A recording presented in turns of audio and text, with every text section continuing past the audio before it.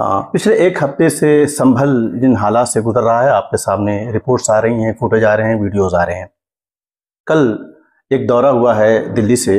वासिक नदीम खान साहब मेरे साथ हैं, APCR के सेक्रेटरी हैं। इनके साथ एक डेलीगेशन था, कल इन्होंने दौरा किया है और मैं इनसे जानना चाहूँगा कि ताज़ा अपडेट्स क्या है, क्या मुलाकातें वहाँ पर रहीं, क्या सिचुएशन है। नदीम भाई, मुझे बताइए कि क्या ताज़ा अपडेट्स वहाँ के हैं, कल आप वहाँ पर गए थे।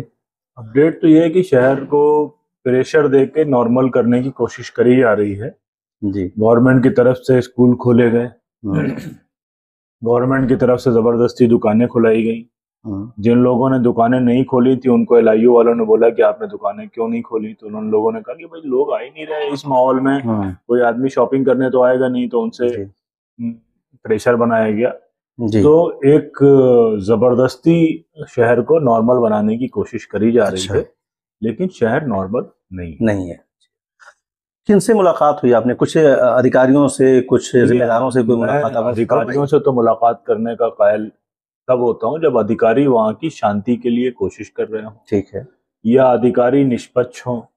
सबसे बड़ा मसला ये है कि ये पूरा जो संभल का मामला हुआ उसमें सब जिम्मेदारी उन अधिकारियों की है। ठीक है, एक बड़ी कॉन्स्पिरेसी लोगों ने मुझे बताया, मैं उनके नाम नहीं लेना चाहता हूँ, लेकिन उनके नजदीक एक बड़ी कॉन्स्पिरेसी ये थी कि संभल में हिंसा कराई जाए, हिंसा कराकर एक ऐसा माहौल बनाया जाए कि उस माहौल के बाद संभल की जामा मस्जिद में ताला लगा। अच्छा, तो ये सारी जो हिंसा हुई है इसके पीछे तमाम वो अधिकारी हैं जो कुख्यात हैं, बदनाम हैं और जिनकी क्लोजनेस भाजपा सरकार से है जी। तो इस तरह के अधिकारियों से मिलना मुझे मुनासिब नहीं लगता है। तो जो लोग मिल रहे हैं वो मिल रहे होंगे, लेकिन हमने ऐसी रिपोर्टें आई हैं कुछ DM से मुलाकात मिले लोगों की, और भी ये DM वही DM है जिसने 5 लोगों को ऑफिशियली और 12 लोगों को अनऑफिशियल, जो लोगों के क्लेम थे, मेरठ में गोली मारी थी CA के टाइम। अच्छा, ये वही DM है जिसने मेरठ में तबाही मचाई थी, अब कल संभल में तबाही मचाई। ये वही SP है अंजनी कुमार जिसने जौहर यूनिवर्सिटी का दरवाजा तोड़ने की कोशिश करी थी, जिसने पूरा रामपुर में खलफशार मचाया। उससे पहले शहर फतेहपुर में जो हिंदू इलाके थे वहां बुलडोजर नहीं चलाया, इंक्रोचमेंट के नाम पे मुसलमान इलाकों में बुलडोजर चलाया। ये वही पुलिस स्टेशन का CEO है जिसने आजम खान साहब के साथ बदतमीजी करी थी। तो ये जो पूरा अधिकारी है इनका जमावड़ा है।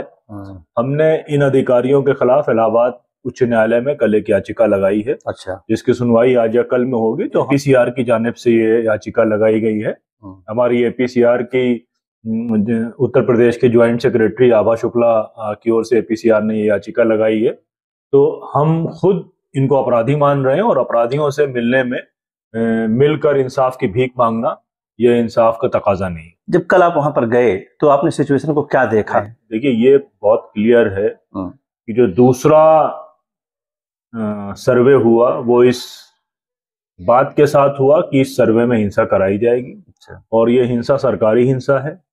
इस हिंसा में वहां की पुलिस ने देसी तमंचों का इस्तेमाल किया और उस तमंचों का इस्तेमाल किया, गोलियां चलाई गई। बहुत से लोगों ने बताया कि डर के मारे अलग अलग प्राइवेट अस्पतालों में इलाज करा रहे हैं जिनके गोलियां लगी हैं, और बुलेट इंजरी एक लंबी बड़ी तादाद है। किसी एक के बारे में ये भी जो पहले से भी मालूम था, बाद में कंफर्मेशन भी लोगों ने किया कि उसको गोली लगी, गोली से मौत हुई और इतना दबाव बना दिया गया कि वो कह भी नहीं सका और उसका पोस्टमार्टम भी नहीं हुआ। तो एक बड़ी तादाद है। घर वाले बार बार ये कह रहे हैं कि जो है वो हमारे बच्चे को पुलिस ने मारा है, लेकिन पुलिस के खिलाफ कोई कार्रवाई नहीं हो रही है। वही पुलिस के खिलाफ कौन FIR कराए? उसी CEO का आपने इंटरव्यू सुना होगा, तो वो CEO के खिलाफ कौन इंटरव्यू करेगा, कैसे बात करेगा? तो इस पूरे खेल में प्रशासन जिम्मेदार है, वहां के कमिश्नर मुरादाबाद जोन का, संभल का SP, संभल का DM और संभल का CEO। ये सारे संभल की शांति के कातिल हैं। संभल में जो लोगों की जान गई उनके कातिल हैं।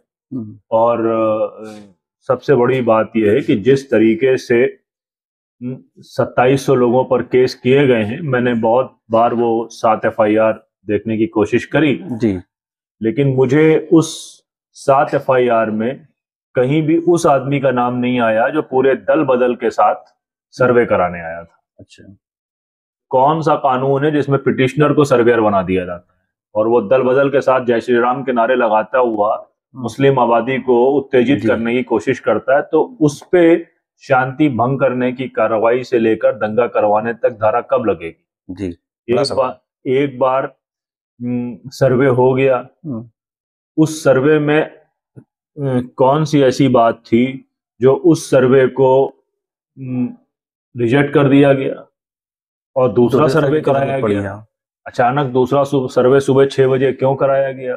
तो ये सारे सवाल ऐसे सवाल हैं जिससे साफ साफ समझ में आता है कि पहले दंगा जब तक ना हो जाए जब तक सर्वे कराने की रणनीति थी, जिसमें ये विष्णु जैन वहाँ के अधिकारी सब शामिल थे और इसमें गरीब मुसलमानों को उसका निशाना बनाया गया और उनकी जान ली गई और पूरे शहर को दहशत में डाल दिया गया। और लोगों का कहना है कि जिस हिसाब से 2700 लोगों के खिलाफ FIR हुई है, ये सब इंतजार कर रहे हैं कि किसी तरह से जुमा की नमाज शांति से हो जाए, उसके बाद फिर ये भेड़ बकरी की तरह लोगों को अरेस्ट करेंगे। महिलाओं को भी अरेस्ट किया गया है और महिलाएं डिटेन भी हैं और एक बड़ी तादाद लोगों ने ये भी बताया कि डिटेन है अलग अलग। मुझे बताइए कि फैक्ट फाइंडिंग हमेशा आप करते हैं जब इस तरह की कोई वाकयात होती है, PCR की टीम जाती है, फैक्ट फाइंडिंग रिपोर्ट करती है, इस मामले में क्या आप टीम भेज रहे हैं फैक्ट फाइंडिंग? हमारी टीम संडे में जाएगी। फ्राइडे में हमको भी लग रहा है कि सेंसिटिव है, संडे में हमारी टीम जाएगी और मंगलवार को हम, और जो हम कोशिश कर रहे हैं कि टीम में हम कुछ रिटायर्ड IAS ऑफिसर्स को जो खुद DM रहे हुए हैं कई जगह को उनको भेजे और मंगलवार को हम एक प्रेस वार्ता दिल्ली के प्रेस क्लब में करेंगे। बहुत बहुत शुक्रिया सर। नदीम भाई ने बहुत ही डिटेल में बताया कि किस तरह से जिन्होंने जो देखा वहां जाकर के लोगों से मुलाकात की और जो सिचुएशन अभी फिलहाल है जब से ये मामला हुआ है उससे अब तक की, और जब फैक्ट फाइंडिंग रिपोर्ट आ जाएगी उसके बाद और भी सिचुएशन ज़मीन की सामने आएगी। तब तक के लिए बहुत बहुत शुक्रिया।